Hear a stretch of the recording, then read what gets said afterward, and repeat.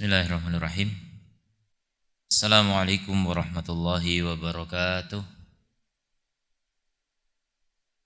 Alhamdulillah hamdan yuafi ni'amahu wa yukafi'u mazidah.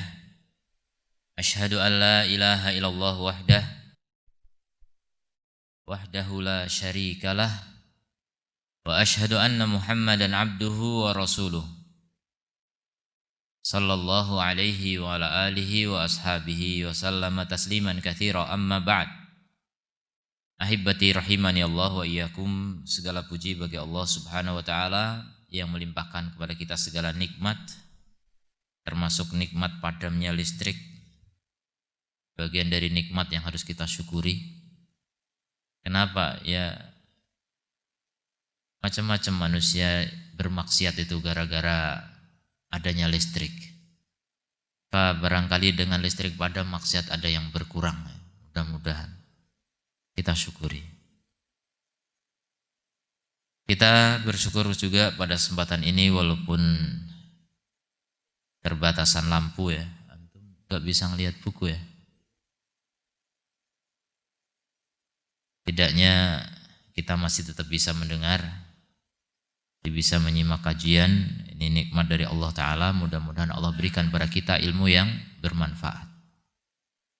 Kita lanjutkan kembali pembahasan dari kitab Ma'alim fi Tariqi Talabil Ilmi karya Syekh Abdul Aziz Sadhan hafidhahullahu ta'ala.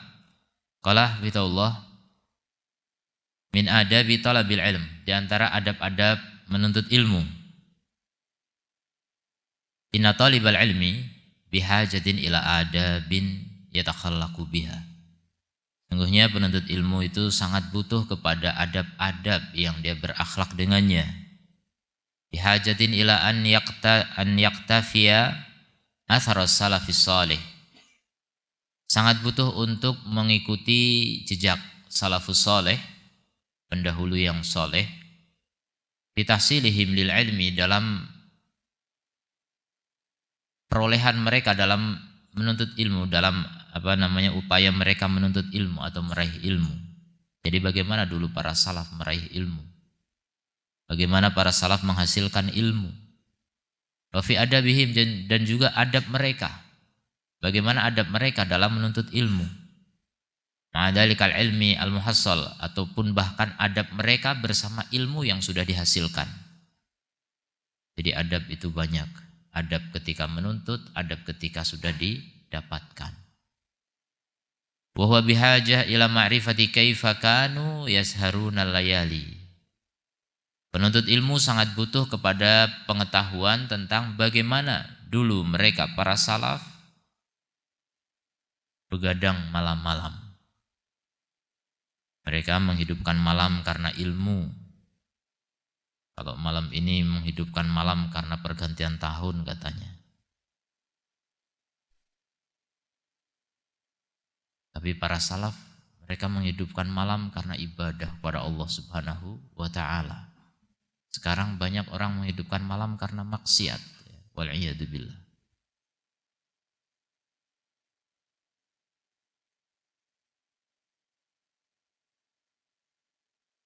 Wa fi adabihim wa yatrukuna ladzatal firashi, dan mereka meninggalkan kelezatan ranjang kasur yang empuk. Fisabili tahsil, dalam jalan menghasilkan ilmu. Alladhi yas'a ilaihi talibul ilmi fi hillihi wa tirhalihi, yang seorang penuntut ilmu berusaha kepadanya dalam mukimnya maupun rihlahnya. Jadi dimanapun berada. Ma'asyakhihi wa ma'akronihi, adab bersama syekh-syekhnya, guru-gurunya, dan bersama kawan-kawannya. Rahmatullah bihi, dan juga murid-muridnya.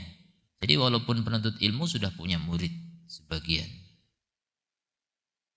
Wahadal mabhath kasya'ab mutasya'ibun. Pembahasan ini bercabang, banyak pembahasannya.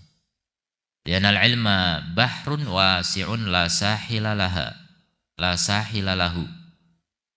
Karena yang namanya ilmu adalah samudra yang luas tak bertepi. Walaysa naqsu fil kutub. Kekurangannya bukan pada kitab-kitab.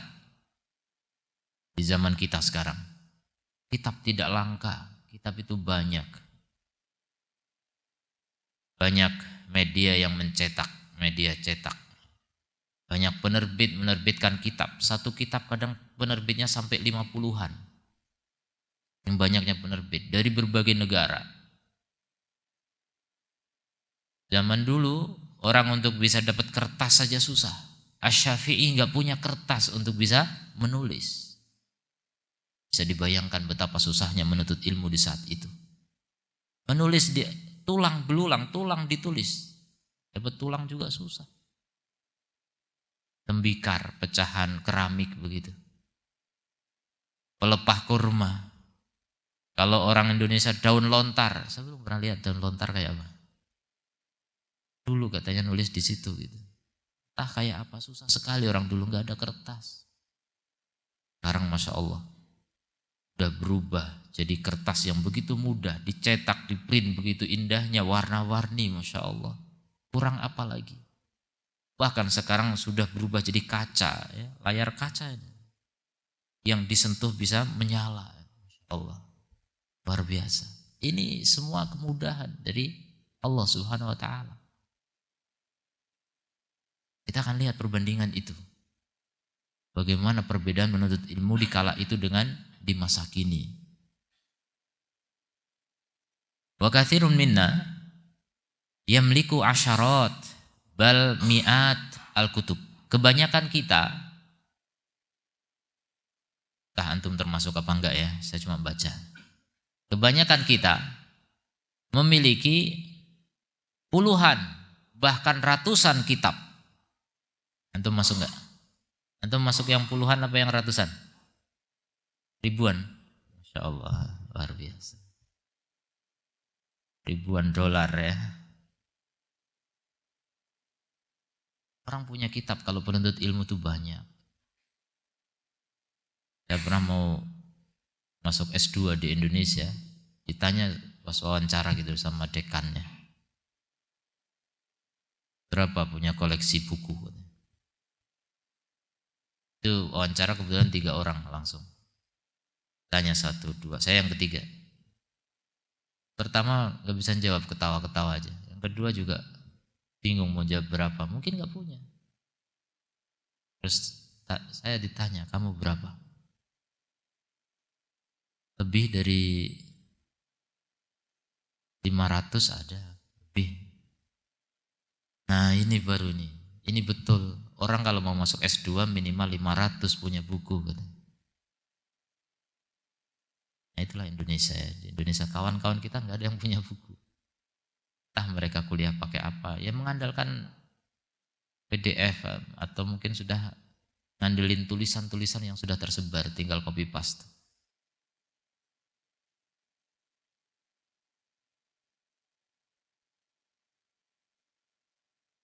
Jadi yang namanya penuntut ilmu itu punya banyak kitab.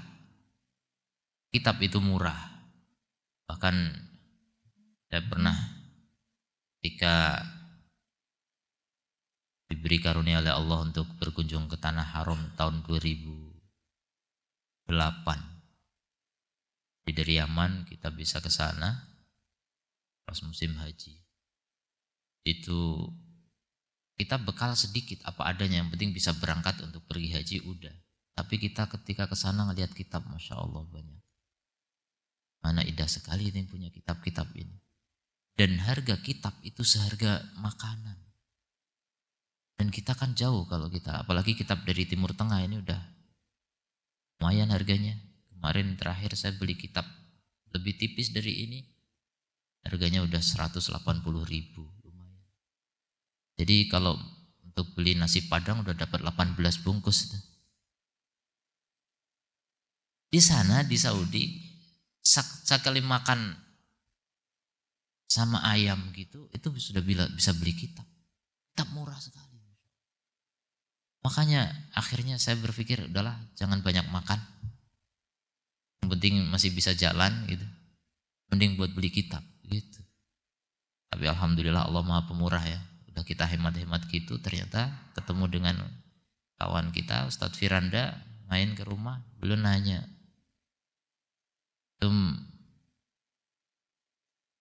mau nggak nih kitab? Ya mau, siapa nggak mau? Ya udah, antum yang nggak punya yang mana antum ambil? Yang nggak punya semua, saya bilang. Ya udah pilih, kata dia. Saya bingung mau pilih yang mana gitu. Semua bagus kitab itu. Di rumah beliau penuh kitab gitu kan. Kita di Yaman nggak ada. Pelajar Yaman tuh miskin. Lalu beliau, akhirnya ada kawan satu lagi yang antar saya. Beliau belajar di Mekah. Udah saya pilihin, kata dia. Penunjuk, punya ini enggak? Enggak. Setiap dia nanya, ya enggak punya, memang enggak ada. Udah enggak usah nanya, antum pilih aja. Akhirnya banyak, dapat berapa buku gitu, berapa kitab. Hampir 100 biji mungkin itu. Satu Randa kasih. Bingung lagi gimana cara bawanya ini. Sebanyak ini saya mau balik ke Yaman, enggak bisa bawanya. Akhirnya kata kawan yang milihin tadi, dah enggak apa-apa, nanti saya kirim langsung ke Indonesia, katanya. Jazakallah khair. Jadi saya belum pulang ke Indonesia, kitab udah sampai di Indonesia. Jadi kitab itu Masya Allah ya, penuntut ilmu memang butuh sekali kepada kitab-kitab itu. Dan tidak ada belanja yang lebih indah daripada shopping kitab. Itu perbedaan. Coba antum cek, diri antum, istri antum, anak-anak antum, apa yang paling suka untuk dibeli? Itu menggambarkan jiwanya sudah. Kalau jiwa penuntut ilmu paling suka beli kitab, apalagi gitu. Beda manusia punya cita-cita ya. Kalau anak-anak yang belum punya HP, cita-citanya punya HP. Rengek terus ke orang tuanya, HP, HP, HP. Istri yang belum punya apa? Itu aja direngekin, minta itu, minta ini. Dunia kadang-kadang yang jadi impiannya itu barang-barang duniawi yang tidak ada nilainya di akhirat sama sekali. Sebagian. Makanya indah sekali kalau orang itu cita-citanya itu ilmu, cita-citanya punya kitab yang akan dipelajari, dibaca. Jadi ketika membeli kitab ya memang untuk dipelajari, nggak cuma dikoleksi. Itulah penuntut ilmu ya. Penuntut dunia dengan penuntut akhirat itu berbeda, di antara perbedaannya di situ. Kalau orang sudah mulai suka dengan akhirat, dia akan lebih suka pada ilmu daripada harta benda duniawi. Coba lihat koleksi-koleksi di rumah kita. Apa perabot yang mengisi rumah kita? Kalau penuntut ilmu ya isinya kitab-kitab. Pas kebetulan udah di Indonesia nih, ketemu lagi sama Ustadz Firanda waktu itu saya di Gorontalo. Ustadz, kalau kitabnya nggak kepake kirimin aja lah ke saya. Ah jangan, kata beliau. Masa Ustadz nggak punya kitab nanti gimana? Jadi sekarang beliau ya, sebenarnya kitab nggak semuanya dipakai, tapi ya artinya itulah perbedaan. Jadi kalau penuntut ilmu ya koleksinya kitab gitu. Setidaknya orang tahu, oh ini Ustadz nih, kitabnya banyak gitu. Setidaknya minimal orang lihat. Jadi dengan melihat kitab pun orang gentar gitu kan, melihat mau mendebat Ustadz datang ke rumahnya, kitabnya banyak kali, nggak jadi gitu. Keder duluan gitu kan, artinya Ustadz ya harus ada kitab. Makin banyak kitab makin ditakuti gitu. Walaupun ya belum tentu makin banyak kitab makin menguasai, belum tentu juga. Syekh Masyhur Hasan Salman, ini murid Syekh Albani yang sebagian kalangan menyebut paling mirip dengan Syekh Albani dari segi ketekunannya di perpustakaan. Lama berjam-jam. Beliau sejak tahun 1404, umur saya baru 4 tahun. Entahlah umur beliau berapa waktu itu nggak disebutkan. Sejak tahun itu sampai hari ini Salah, sampai tulisan itu dimuat saya nggak tahu berapa. Pokoknya lama. Beliau punya kebiasaan setiap ba'da subuh masuk perpustakaan sampai isya. Bayangkan.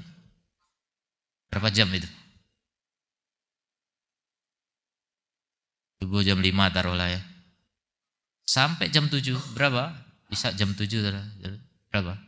14 jam. Jadi kurangi makan, sholat dan sebagainya. Begitu kegiatannya. Dan beliau bilang gak ada yang lebih indah daripada kitab. Beliau baca. Beliau neliti, beliau tahqiq. Dan beliau mengatakan saya tidak pernah memakai maktabah syamilah sama sekali. Maktabah syamilah itu ya aplikasi yang isinya kitab-kitab. Untuk kalau mencari sesuatu tuh cepat dengan aplikasi itu. Beliau gak mau pakai. Ya pokoknya udah gak. Memang itu bukan zaman beliau ya, itu zamannya orang sekarang gitu. Pelajar sekarang pakai itu. Dia masuk kategori yang dulu seperti Syalbani. Bahkan Syalbani punya pernyataan komputer itu membuat balid, ya membuat otak itu dungu gitu, kurang cerdas. Karena orang mengandalkan komputer, nyari pakai komputer gitu cepat. Sekarang pakai HP cepat.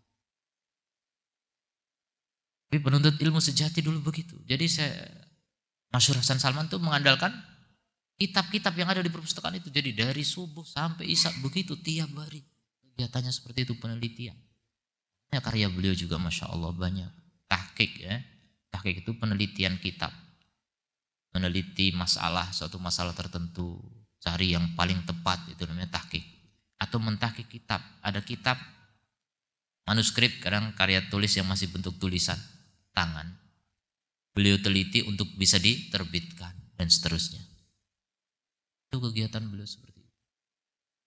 Ya Allah luar biasa. Ilmunya juga luar biasa. Beliau berapa kali ke Indonesia ya. Para asatid diundang ke Surabaya dulu.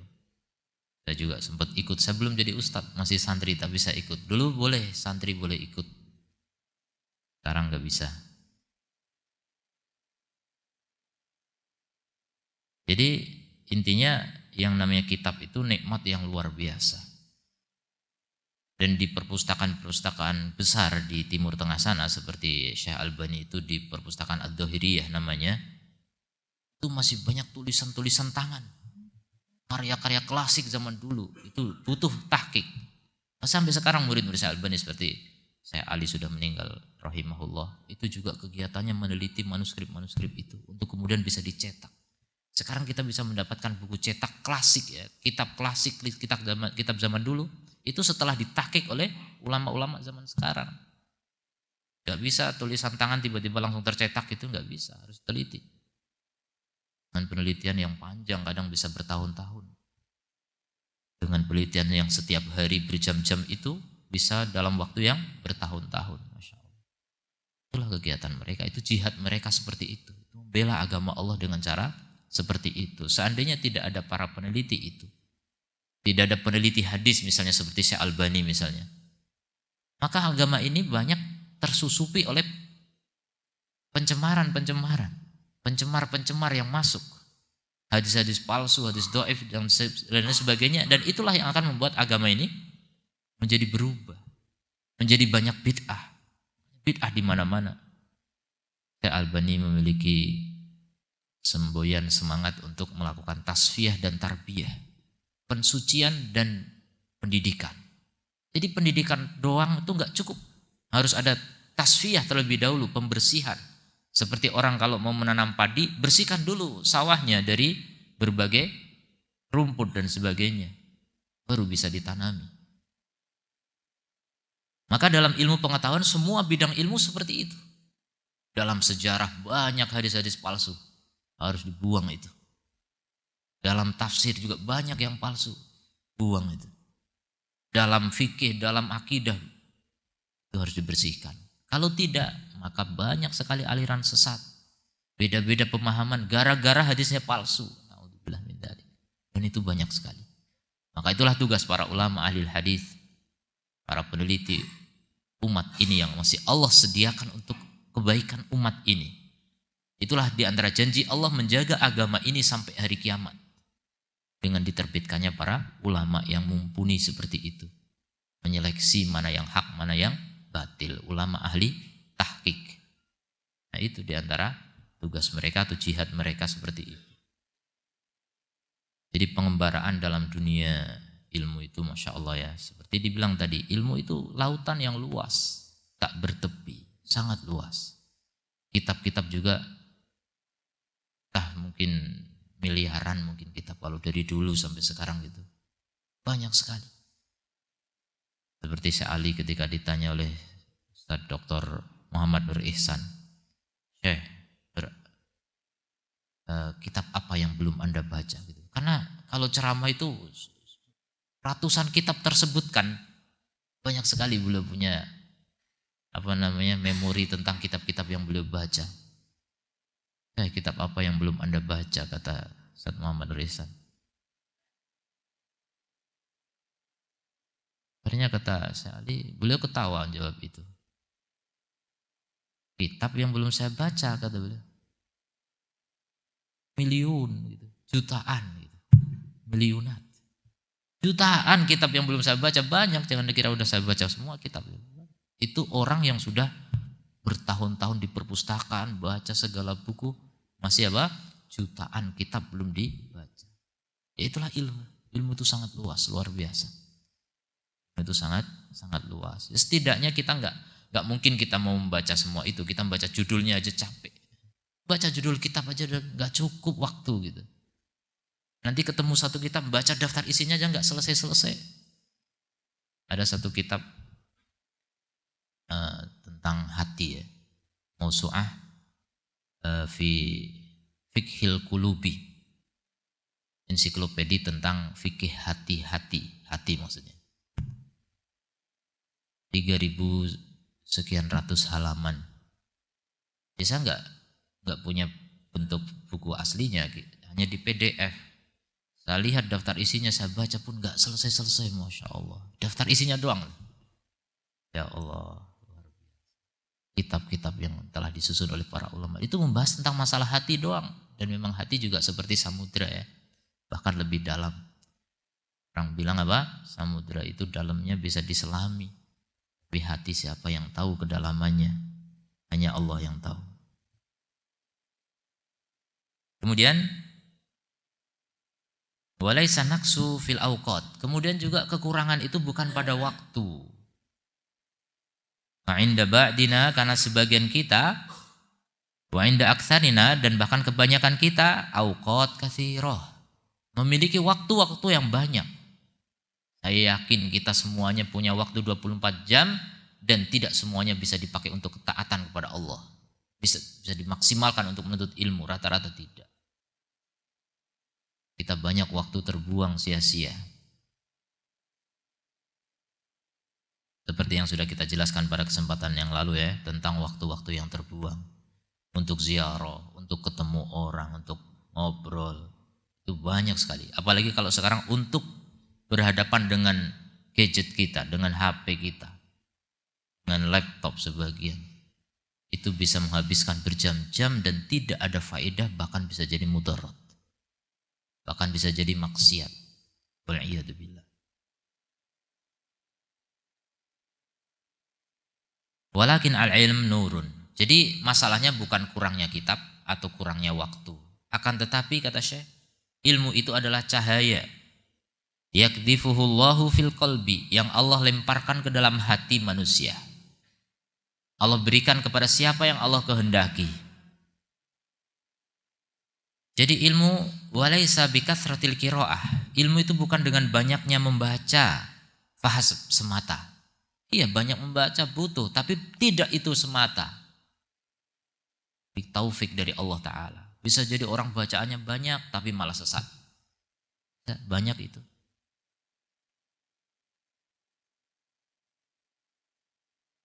Wala bikathrati iktina'il kutubi fahasab, dan bukan dengan banyaknya koleksi kitab semata. Jadi jangan dikira kalau koleksi kitabnya paling banyak itu paling berilmu. Bisa jadi paling bingung, bisa jadi. Baca sana, baca sini, baca sana, enggak jadi-jadi, malah enggak menguasai apapun. Sedangkan yang satu kitab diulang-ulang malah menguasai. Ya, contoh seperti Al-Muzani rahimahullah taala, beliau mengatakan setelah mengulang-ulang Risalah karya Asy-Syafi'i itu lebih dari 50 kali. Ulang-ulang sampai seakan-akan hafal kitab itu. Bahkan sebagian menyebutkan mengulang-ulang Sahih Bukhari lebih dari 700 kali. Sahih Bukhari diulang 700 kali. Antum sudah berapa mengulang? Satu belum dapat ya rata-rata. Ya, lihat kitab Sahih Bukhari aja belum ya, sebagian. Perbedaan mencolok ya. Mereka bisa mengulang sampai 700 kali. Ada yang membaca Sahih Bukhari cuma 4 kali duduk. Selesai itu. Sekali duduk baca dapat 1/4. Duduk yang berikutnya hari 4 hari. Selesai. Ada yang lebih singkat dari itu.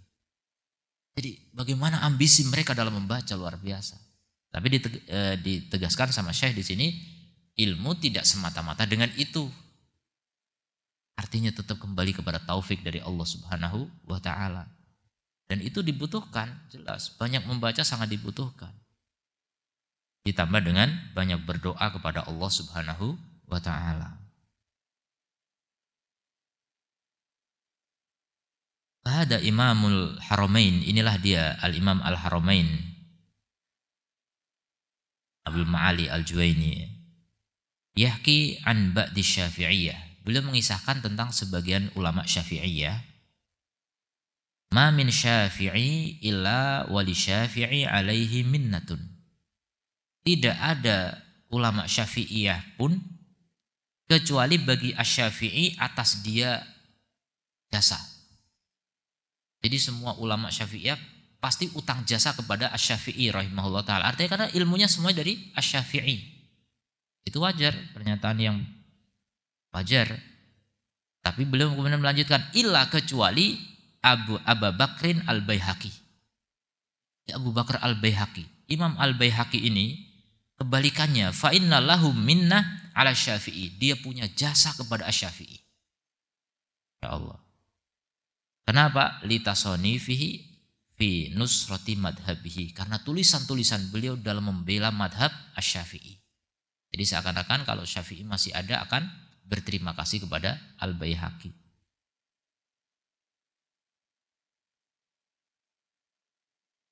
Beliau punya tulisan diantaranya Manaqib Asy-Syafi'i. Tentang keutamaan Asy-Syafi'i itu sampai 4 jilid saya punya.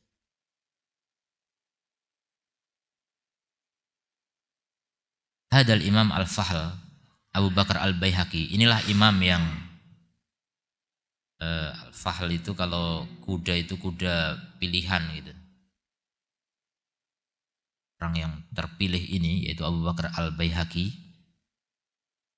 Alladzi alafa akbaro kitabin, yang menulis kitab yang paling besar dalam masalah ahkam bil asanid. Kitab hukum dengan sanadnya. Jadi kitab hadis gitulah, hadis tapi berisi hukum, tentang hukum. Ini yang paling besar, yaitu apa? As-Sunan Al-Kubra. Karena yu'wizuhu ba'dul maraji. Beliau tidak memiliki sebagian rujukan dari kitab-kitab. Jadi enggak punya beberapa kitab. Allati tatawaffaru al-an ghaliban 'inda ayyi talibil ilmin, yang kitab-kitab tersebut rata-rata tersedia pada penuntut ilmu manapun. Hari ini, saat itu beliau enggak punya. Sunan Ibnu Majah wa Nasa'i wa Jami' At-Tirmidzi. Contohnya Sunan Ibnu Majah, An-Nasa'i, kemudian Jami' At-Tirmidzi. Sering orang juga menyebut Sunan At-Tirmidzi, tapi yang lebih tepat Jami' At-Tirmidzi. Lam takun mutawaffirah ladaihi. Tidak tersedia di sisi beliau. Beliau enggak punya kitab-kitab itu, padahal sangat dibutuhkan dalam tulisannya. Tulisannya itu berisi hadis-hadis tentang ahkam. Kitab itu sangat dibutuhkan. Beliau enggak punya. Walaupun enggak punya tetap bisa menulis kitab yang luar biasa.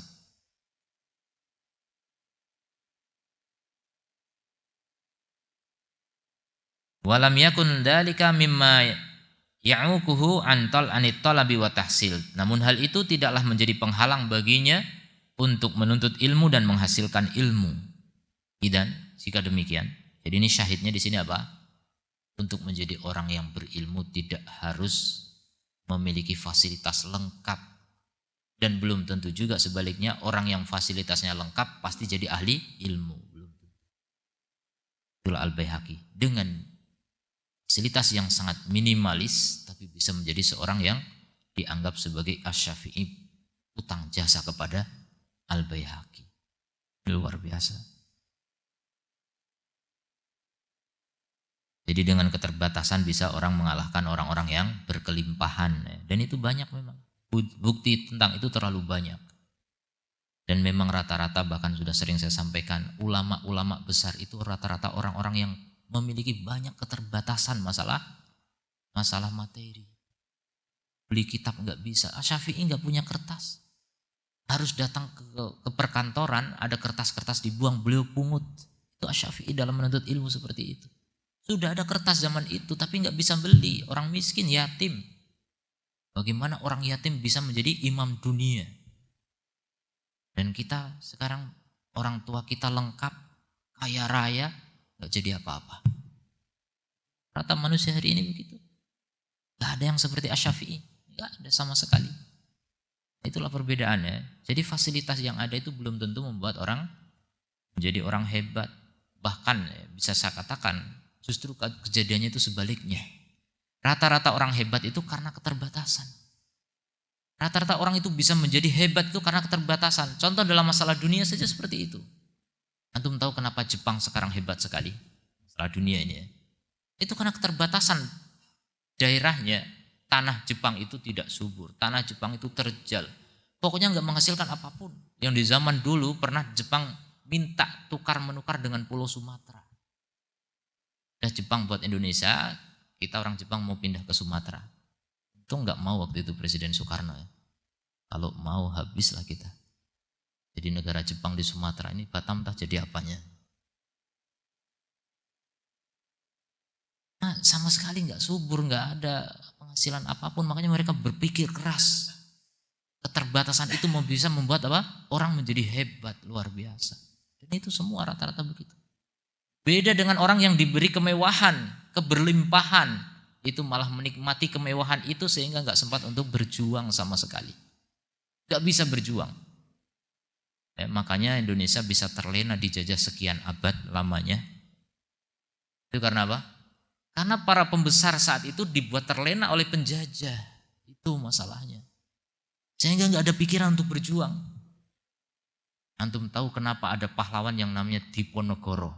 Misal, itu seorang pangeran dari Mataram.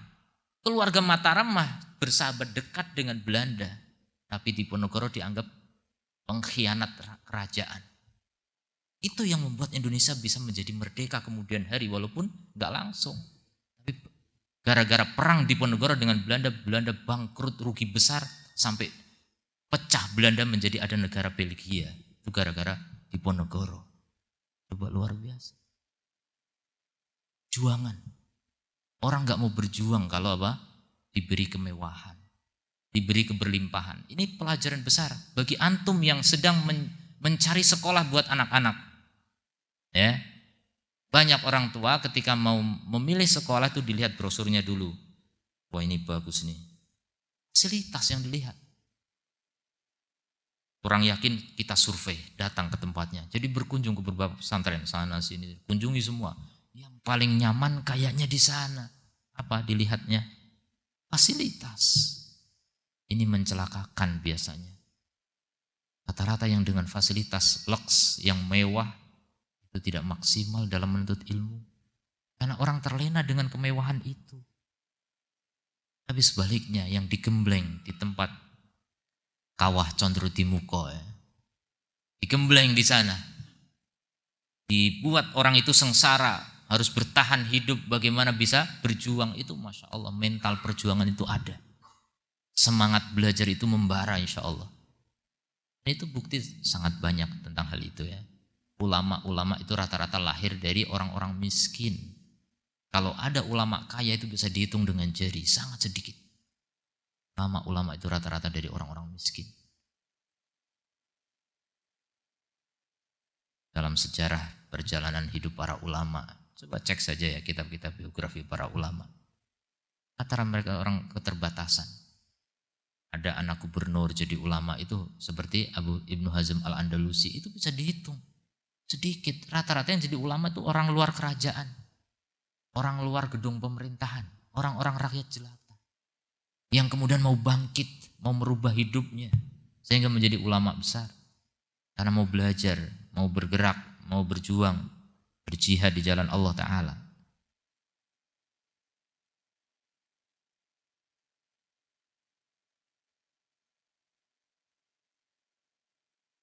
Jadi standarnya itu bukan dengan banyaknya apa? Fasilitas. Idan fatalabul ilm yahtaju badi'a di bid'in ila ikhlasil qasdi.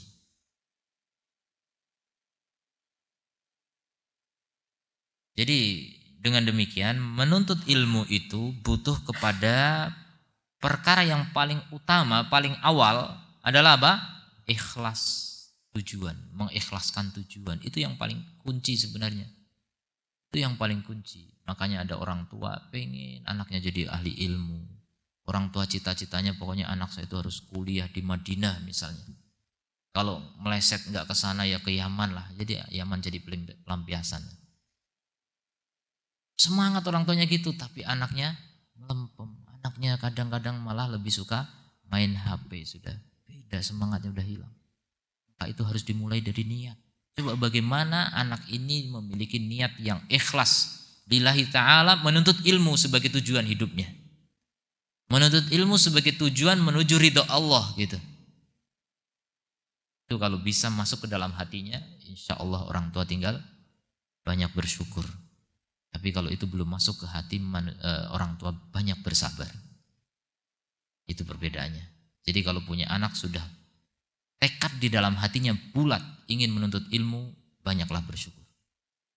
Termasuk langka sekali ada anak begitu itu. Ada tapi langka sekali. Belum tentu orang yang dari kecil mondok itu kemudian cita-citanya ingin jadi ulama, belum tentu. Dan tidak sedikit orang yang dari kecil nggak pernah ngerti alif ba ta sa ternyata jadi ulama hari ini. Jadi itu perbedaan. Itulah taufik dari Allah Subhanahu wa taala.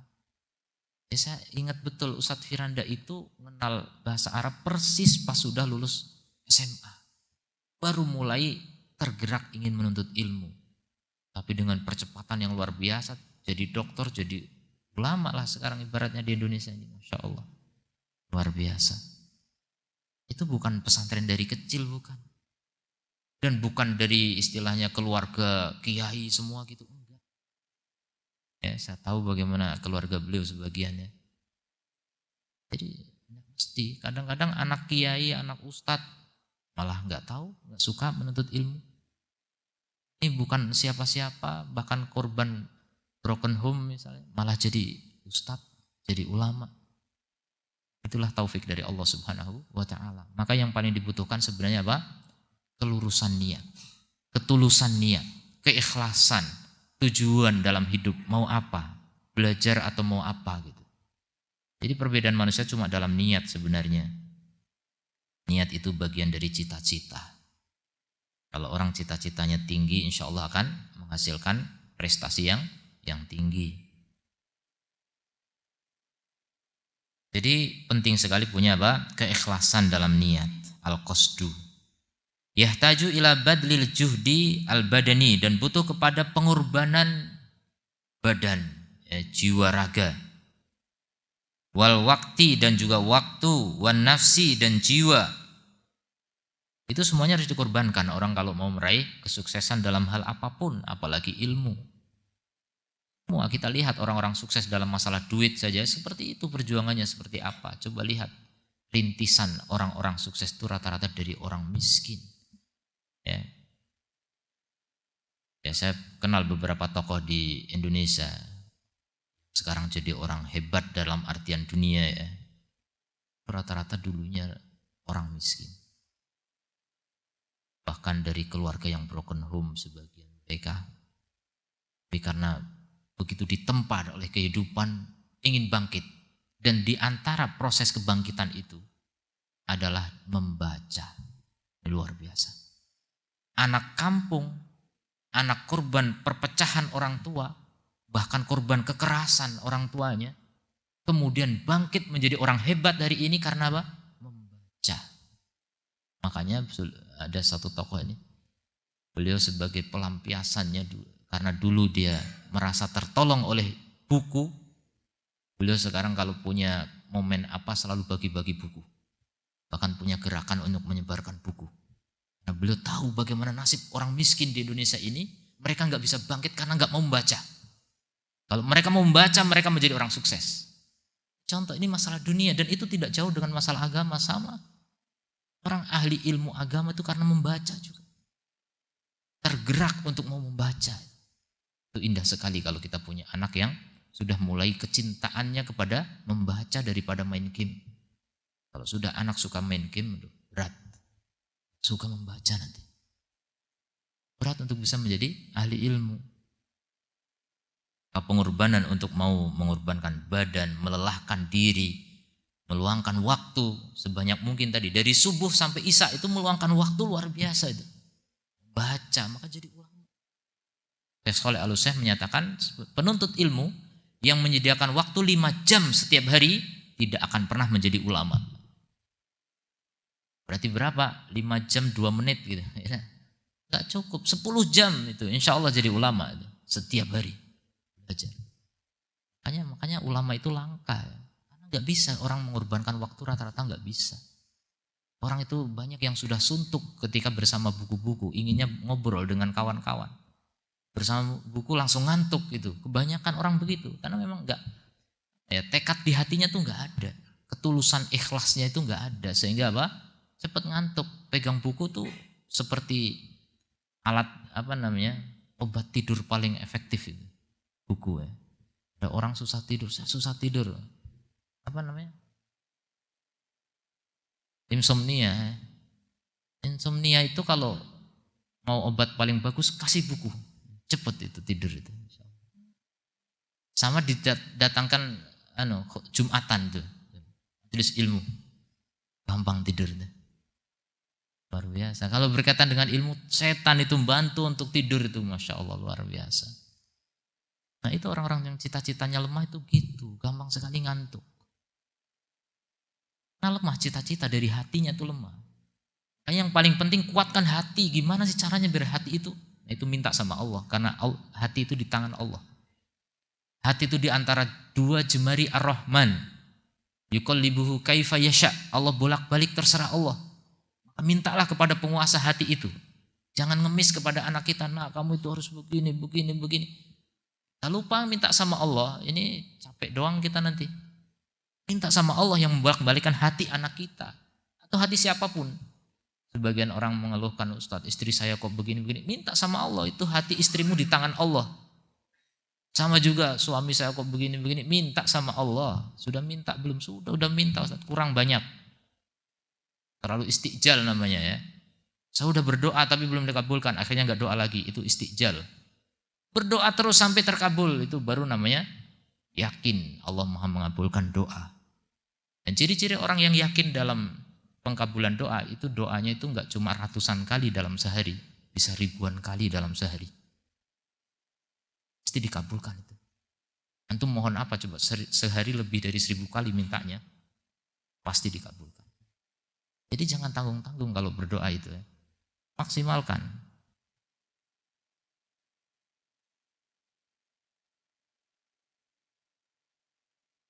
Wal mali, dan harta juga, siap berkorban harta. Aneh kadang penuntut ilmu. Ustaz berapa itu kitabnya? 100.000. Mahal. 100.000 mahal untuk kitab. Sementara untuk makan di warung dan gak bilang mahal. Biasa. Itulah perbedaan niat namanya. Niat yang membedakan itu semua. 100.000 beli kitab dibilang mahal dan gak mau beli kitab. Sampai bertahun-tahun duduk gak mau beli kitab. Beli buku dan pena nggak bisa, mahal. Beli makan mahal nggak masalah. Bajunya mahal-mahal nggak masalah. HP-nya mahal-mahal nggak masalah. Untuk urusan dunia nggak dibilang mahal. Tapi untuk urusan akhirat dibilang mahal. Itulah orang yang cita-citanya rendah. Ya, cita-citanya apa? Dunia. Ya, naudzubillah min dzalik. Ahyanan fa idza jama'a Allahu lil 'abdi baina ikhlasin niyati. Jadi berkorban badan, jiwa, raga, waktu, harta itu kadang-kadang, enggak selalu. Fa idza jama'a Allah, kalau Allah mengumpulkan bagi seorang hamba antara keikhlasan niatnya dan antara pengorbanan untuk mengambil sebab-sebab. Nah itu dua ya. Ada niat yang lurus, niat ini berkaitan dengan tawakal juga. Niatnya itu menggantungkan cita-citanya kepada Allah Subhanahu wa taala. Kemudian mengambil sebab, itu namanya ikhtiar. Jadi ada tawakal, ada ikhtiar. Orang yang paling hebat itu yang maksimal tawakalnya, maksimal ikhtiarnya, itu akan sukses. Orang yang melempem itu yang gagal, orang yang jadi pecundang itu karena dua ini lemah atau salah satunya. Yassaralahu makana asiron. Maka kalau orang dikumpulkan oleh Allah dua hal itu, pasti apa? Allah mudahkan baginya apa yang sebelumnya sulit. Bayangan kita, sulit. Mana bisa ngapal Quran sulit. Ya, orang kalau sudah berpikir sulit dan sulit, ya memang betul sulit bagi kamu. Tapi bagi yang lain bisa. Kok bisa begitu? Padahal waktu sama, makanannya juga sama. Bedakan itu. Yang membedakan itu niatnya, tekadnya, cita-citanya. Itulah yang membedakan apa? Kualitas hidup manusia. Qadrul insan ala hasbi himmatihi, kata ulama. Nilai diri seseorang itu tergantung dari apa? Himmahnya, cita-citanya. Kalau orang punya cita-cita tinggi, nilainya dia tinggi.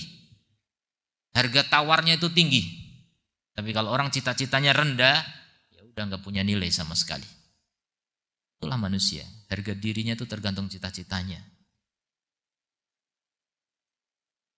Walal insani in lam yakun indahu ilmun fi makanihi. Dan wajib atas seseorang apabila di sisinya tidak ada ilmu di tempat dia, maka dia akan apa? An yarhala, dia akan rihlah. Jadi orang yang mau belajar, ngapain sih kau jauh-jauh ke sana? Kan di sini ada majelis ilmu. Dia ingin ilmu yang lebih dari itu. Dia tidak ingin menjadi jago kandang. Banyak orang merasa jagoan di kampung sendiri. Karena nggak tahu di kampung sebelah, di kampung yang jauh lagi ada jagoan yang jauh lebih hebat. Nggak tahu. Kayak katak dalam kaos kaki. Nggak ngerti apa-apa tentang dunia luar. Udah merasa jagoan padahal cuma di kandangnya. Begitu tandang, keok. Nggak bisa. Nggak punya apa-apa. Banyak ulama menasihatkan ya, Asy-Syafi'i dan menyebutkan bahwa orang itu kalau mau punya ilmu itu harus rihlah. Dan belum menggambarkan air itu kalau tidak bergerak rusak. Air jernih itu karena mengalir terus. Mata air mengalir terus jernih. Tapi coba kalau mengendap gitu. Berubah warna. Dari yang tadinya bening, lama-lama kuning, lama-lama hijau, lama-lama coklat, hitam, habis rusak. Itu contoh manusia yang mengendap juga begitu. Manusia yang nggak mau rehlah untuk menuntut ilmu ya begitu jadinya. Ya Allah ya, alhamdulillah antum semuanya rehlah semua ya. Kan bukan orang sini semua. Antum udah mengembara untuk menuntut ilmu. Menuntut ilmu atau menuntut sesuap nasi? Dua-duanya. Alhamdulillah, Masya Allah.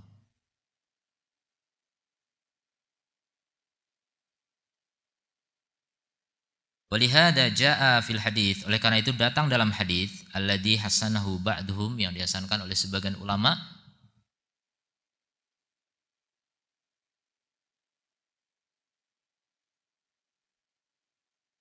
Ya'tikum syababun, datang kepada kalian para pemuda, yatlubunal ilma, yang mencari ilmu. Fa idza ra'aitumuhum, Jadi akan datang kepada kalian para pemuda yang menuntut ilmu. Kadang Rasul juga memberi kabar gembira pada para sahabat. Akum ahlu Yaman, datang kepada kalian penduduk Yaman. Mereka mau menuntut ilmu. Jadi beberapa rombongan pemuda ingin menuntut ilmu di hadapan Nabi SAW. Utusan dari kaumnya dari Yaman. Kemudian pesan Rasulullah kepada para sahabat di sekitarnya, fa idza ra'aitumuhum, kalau kalian melihat mereka, fastausu bihim khaira. Maka berwasiatlah tentang mereka dengan kebaikan. Maksudnya berbuat baiklah kepada mereka. Layanilah mereka, sambutlah mereka dengan baik, dengan hangat, sehingga mereka bisa nyaman dalam menuntut ilmu. Karena datang dari jauh, orang Rihlah itu dari Yaman, jauh saat itu. Sekarang juga masih jauh, tapi kan sekarang kendaraannya lebih mudah. Dulu jalan kaki, jauh sekali. Dulu orang dari sana, Batam Center ke sini, jalan kaki, itu butuh waktu berapa? Lama. Apalagi belum ada jalan, masih lewat hutan-hutan. Lama. Jadi sekarang dengan adanya jalan tol, dengan adanya mobil cepat, itu menjadi singkat memang. Jadi orang yang dalam rihlah perjalanan itu butuh disambut. Dan Rasul juga kadang menyambut penuntut ilmu. Marhaban, ya talibal ilm. Selamat datang wahai penuntut ilmu. Dan para ulama begitu seterusnya. Begitu gembiranya ketika datang penuntut ilmu dari jauh. Dan itu yang saya rasakan ketika datang ke Yaman. Syekh kami dan orang-orang Yaman, guru-guru kami, senang sekali kedatangan kami waktu itu. Dari jauh, tamu dari jauh. Gembira sekali menyambut kita. Bahkan gak cuma orang yang di dalam markas, sampai orang-orang di sekitar markas, orang-orang Badui. Senang sekali ketika kita datang singgah ke kebun mereka. Jadi sekitar markas kita kan kebun-kebun macam-macam. Ini tergantung musim, kadang tomat, kadang ya macam-macam produk lah. Jeruk juga, jeruk banyak. Jadi kalau datang disuruh ambil bebas. Pemurah sekali orang sana. Menganggap ini orang asing nih, orang jauh. Disambut, mereka merasa ini sebagai tamu. Kita menjadi tamu di sana sampai bertahun-tahun. Dianggap tamu terus. Jadi padahal kita udah datang udah setahun yang lalu dibilang ini tamu kita sambut. Masih bilang gitu kepada yang lain-lain gitu. Masih dianggap tamu. Ya Allah. Jadi begitu ternyata Rasulullah. Stausu bihim khaira, sambut mereka dengan baik. Fa innahum wasiyatu Muhammadin sallallahu alaihi wasallam, karena mereka adalah wasiatnya Muhammad sallallahu alaihi wasallam. Jadi penuntut ilmu adalah wasiatnya Nabi. Artinya mereka adalah orang yang harus dijaga. Mereka adalah orang yang harus dimuliakan. Itulah orang yang diwasiatkan kepada manusia yang lain untuk menyambut mereka dengan baik. Itulah para penuntut ilmu. Karena dengan adanya penuntut ilmu itu apa? Ilmu menjadi tersebar. Makanya seperti ada daurah Syekh Ibrahim Ar-Ruhaili insyaallah di Pekanbaru, baru di-share iklannya, daftaran tanggal 1 sampai apa gitu. Dan daurahnya tanggal 18 19. Tanggal 31 kemarin udah ditutup pendaftaran. Loh, kan belum dibuka, kok udah ditutup? Gimana ceritanya gitu? Ya, terlanjur nge-share-nya lebih duluan kan? Baru sehari udah lebih dari 200 pendaftar. Ini menunjukkan Indonesia penuntut ilmunya luar biasa. Siapa yang pada mendaftar? Ustadz-ustadz antum di Batam ini. Yang diterima kalau tidak salah Ustadz Wahib, Toha. Saya kaget pagi-pagi Ustadz Amin bilang, Ustadz itu daurah. Daurah apa Ustadz? Udah ketinggalan zaman. Baru sehari udah ketinggalan zaman coba. Ya, saya nggak tahu, saya buka pendaftaran sudah ditutup. Jadi begitu antusiasnya orang menuntut ilmu ternyata di Indonesia ini. Karena saking langkanya ulama. Rindu mereka bisa duduk di majelisnya ulama, Masya Allah. Itulah penuntut ilmu seperti itu. Bahkan dulu ketika saya daurah ke Malang beberapa kali. Beberapa ustadz belum kan. Ketika tahun berikutnya, Ustadz kalau sana ajak-ajaklah. Loh, saya juga tergantung yang ajak juga gitu. Kemudian akhirnya kita bikin grup. Judulnya apa? Pemburu daurah. Coba. Ustadz kita di Batam ini ada bikin grup apa namanya? Pemburu daurah. Jadi siapa yang dapat informasi kasih tahu lah di situ gitu. Pemburu daurah namanya.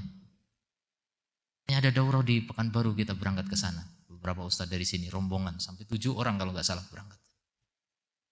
Sampai di sana pun orang heran, ini rombongan dari Batam. Jadi begitu orang kalau sudah senang dengan ilmu ya. Indah sekali itu menuntut ilmu. Ketemu dengan ulama itu beda ya. Beda sekali dengan ketemu sama politikus tuh jauh ya. Nggak ada apa-apanya ya. Ketemu dengan ulama itu sangat berbeda. Kita jadi ingat akhirat. Kalau ketemu politikus itu dongkol ya. Dapat janji-janji semata.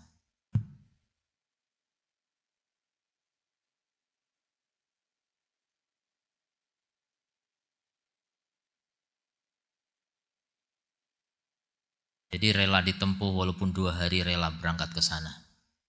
Demi bisa belajar 2 hari saja dengan seorang alim dari Madinah. Jarang kita bisa ketemu itu. Kan ada nanti di YouTube, iya ada tapi beda. Datang langsung itu beda dengan orang yang hanya dari media, jauh. Kalau dipikir-pikir kan semua media sekarang ada gitu loh. Video, audio itu masuk semua, apa sih yang kurang? Tapi beda dengan ketemu langsung itu sangat berbeda. Mungkin kalau dibanding-bandingkan ya mirip kayak orang yang menggemari artis atau apa gitu kan.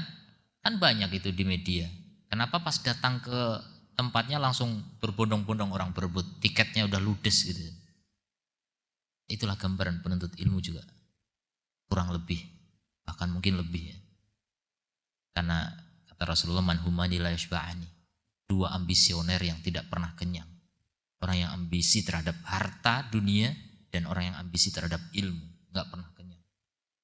Walaupun sudah doktor ibaratnya masih ingin belajar. Saya ketika belajar di Malang ya, beberapa kali daurahnya Syekh Sulaiman Ar-Ruhaili atau Syekh Ali Al-Halabi. Itu kawan-kawan kita tuh doktor-doktor belajar mereka. Saya S1 pun enggak ada gitu, mereka doktor. Semangat mereka belajar, tanya jawab dengan saya. Kita cuma menyimak saja gitu. Sebagai orang pinggiran ya udah. Sembunyi sambil nulis-nulis gitu. Ya Allah. Itu penuntut ilmu di Indonesia masih ada seperti itu. Tapi itu tetap dibandingkan dengan 170 berapa? 270 juta penduduk Indonesia. 200 juta muslimnya itu enggak ada apa-apanya, tetap sangat kecil ya. Orang-orang yang masih punya semangat menuntut ilmu begitu masih sangat kecil sekali dibanding jumlah penduduk yang begitu besar. Sangat tidak memadai. Nah, oh iya, saya mau cerita ini tadi. Brosurnya itu tertulis apa?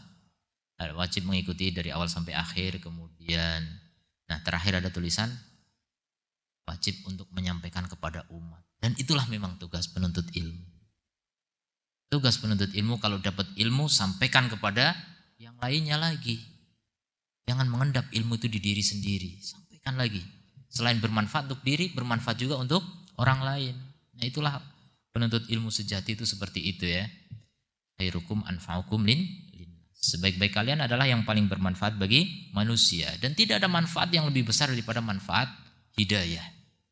Penuntut ilmu lah itulah yang menyebarkan hidayah kepada umat manusia.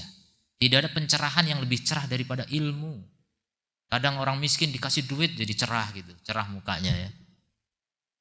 Tidak ada pencerahan yang lebih besar daripada ilmu.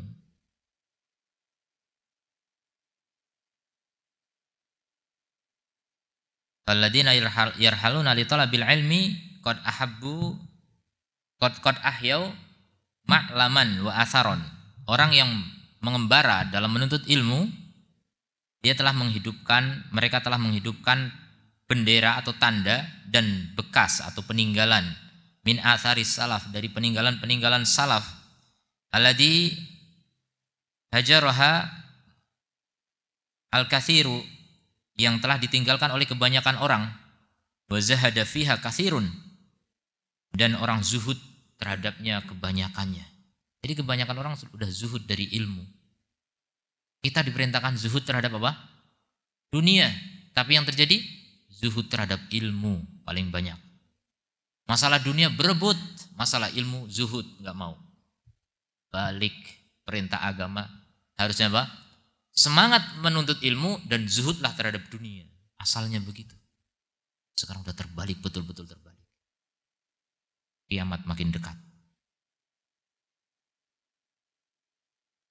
Yuqalu lahum, dan dikatakan pada mereka, innakum yaf'alukum hada qad bifi'likum hada qad syahadtum himmata ghairikum. Sungguhnya kalian dengan perbuatan kalian yang seperti ini, sungguh kalian telah menyeret cita-cita selain kalian. Jadi dengan para ustadz yang semangat belajar, mudah-mudahan menyeret para murid-muridnya lagi untuk belajar juga. Ustadz juga masih belajar kok. Masa muridnya nggak mau belajar? Ustadz masih mengejar daurah di sana sini. Masa muridnya nggak mau ngaji sama ustadznya? Ini luar biasa. Mudah-mudahan menjadi penarik himmah, ya, penyeret himmah manusia, mengangkat cita-cita mereka yang melempem, yang lemah kembali semangat. Wa man dalla ala khairin, siapa yang menunjukkan kepada kebaikan, kana lahu mithla ajri fa'ilihi, maka baginya semisal dengan pahala orang yang melakukannya. Jadi pelopor, perintis itu selalu mendapatkan pahala dari orang-orang yang mengikutinya. Itu indahnya menjadi contoh teladan. Di imam lil muttaqin, ya, pemimpin bagi orang-orang yang bertakwa. Waruba ajrin yajri ala sahibihi duna an ya'rifas sabab fi jaryanil ajr alaihi, dan bisa jadi ada pahala yang mengalir pada seseorang dan dia tidak tahu sebabnya kenapa ada pahala datang, enggak sadar. Ternyata karena apa? Dia beramal yang ternyata amalannya dicontoh oleh orang lain. Dia di akhirat kaget, ini pahala dari mana gitu. Ternyata karena apa? Diikuti oleh manusia. Nah, itu diantara keindahan menjadi penuntut ilmu yang bisa menyebarkan ilmunya di tengah manusia. Dan Allah berikan taufik kepada kita semuanya bisa istiqomah dalam menuntut ilmu sehingga mati dalam keadaan menjadi ahli ilmu atau minimal penuntut ilmu. Subhanakallahumma bihamdika asyhadu an la ilaha illa anta astaghfiruka wa atubu ilaik. Assalamualaikum warahmatullahi wabarakatuh.